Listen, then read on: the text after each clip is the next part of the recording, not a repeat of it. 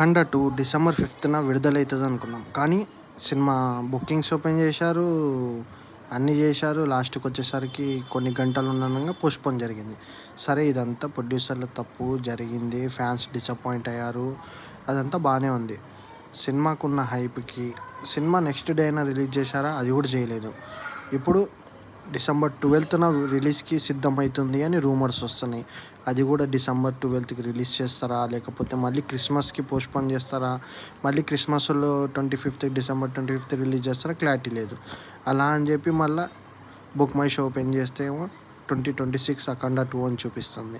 అసలు వీళ్ళు ఇంత పెద్ద హీరోని పెట్టుకొని ఇంత పెద్ద భారీ బడ్జెట్ సినిమా తీసినప్పుడు బాలకృష్ణ గారికి ఉన్న క్రేజ్‌కి ఆ సినిమా పాన్ ఇండియాలో రిలీజ్ చేసేటప్పుడు వీళ్ళు మినిమం కామన్ సెన్స్ అనేది యూజ్ చేయలేరా? లేకపోతే మన టాలీవుడ్లో ఉన్న నిర్మాతలు ఏం చేస్తున్నారు? అసలు ఏంటిది ఇది?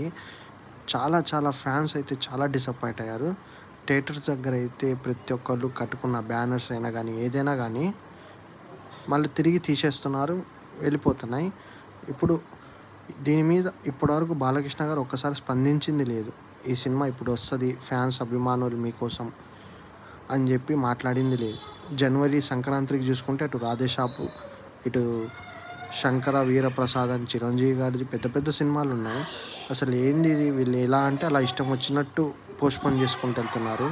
బాలీవుడ్ కన్నా ఇప్పుడు వీళ్ళు కొంచెం ఎక్కువ అవుతున్నారు అనిపిస్తుంది నాకు. దేనికి? పోస్ట్‌పోన్ విషయంలో. ఇప్పటికీ అఖండ 4th టైం పోస్ట్‌పోన్ చేయడం. హరహర మీల వాళ్ళు కూడా అంతే. దాదాపు ఒక 8, 10 సార్లు పోస్ట్‌పోన్ చేశారు. లాస్ట్‌కి ఫ్లాప్ అయింది. ఇప్పుడు దీని పరిస్థితి ఏంది?